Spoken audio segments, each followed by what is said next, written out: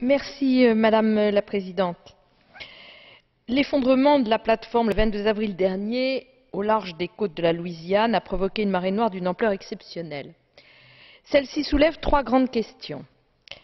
L'absence de mise en place par anticipation de systèmes permettant d'arrêter une fuite de cette nature et de cette ampleur. C'est difficilement compréhensible. L'absence de contrôle suffisant de la part des autorités publiques sur les systèmes de sécurité exigés et mis en œuvre par les opérateurs de plateformes pour éviter les risques de pollution. Et enfin, le risque spécifique lié à la pollution par hydrocarbures de lieux particulièrement sensibles et ou particulièrement habités. Notre collègue Sonik a rappelé il y a un instant la catastrophe que représenterait une pollution, par exemple, dans la mer Baltique.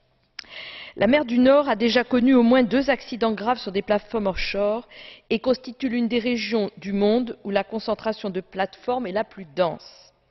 Dans ces conditions, il est absolument indispensable que nous procédions à un état des lieux pour nous assurer qu'un accident similaire n'est pas possible au large de nos côtes et nous nous réjouissons, Monsieur le Commissaire, qu'une initiative de cet ordre ait été prise. Ceci étant,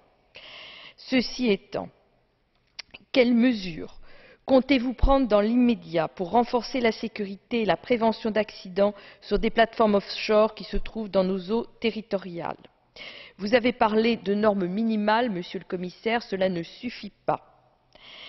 Deuxièmement, quelles sont les mesures de contrôle mises en place pour s'assurer que les exigences de sécurité sont parfaitement remplies? Il ne suffit pas qu'il y ait sur le papier des règles de sécurité, encore faut-il qu'elles soient appliquées et que le contrôle de cette application soit effectivement fait. Que comptez-vous faire pour aller dans ce sens?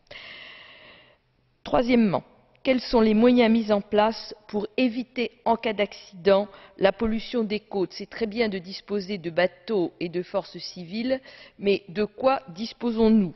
Le moment n'est-il pas venu d'exiger des exploitants des mesures techniques spécifiques qui pourraient être mutualisées? N'est-il pas également nécessaire de prévoir, compte tenu désormais de la prise en compte par le droit communautaire du préjudice écologique, un système de réparation adéquate et de garantie financière afférente? Enfin, les compagnies pétrolières exploitent de plus en plus profondément, rendant très difficile l'intervention en cas d'accident et mettant en péril l'environnement marin. Quelles mesures sont prévues pour l'exploitation du pétrole en mer dans des profondeurs plus grandes et notamment dans le Grand Nord? Et enfin, je rejoindrai la question que notre collègue Arsenis vient de poser. Le moment n'est-il pas venu de se poser la question d'un moratoire étendu dans les mêmes conditions que celui que les États-Unis veulent mettre en place? Nous voulons et nous avons besoin de sortir de la société du pétrole. Le moment n'est-il pas venu? Merci, Monsieur le Commissaire.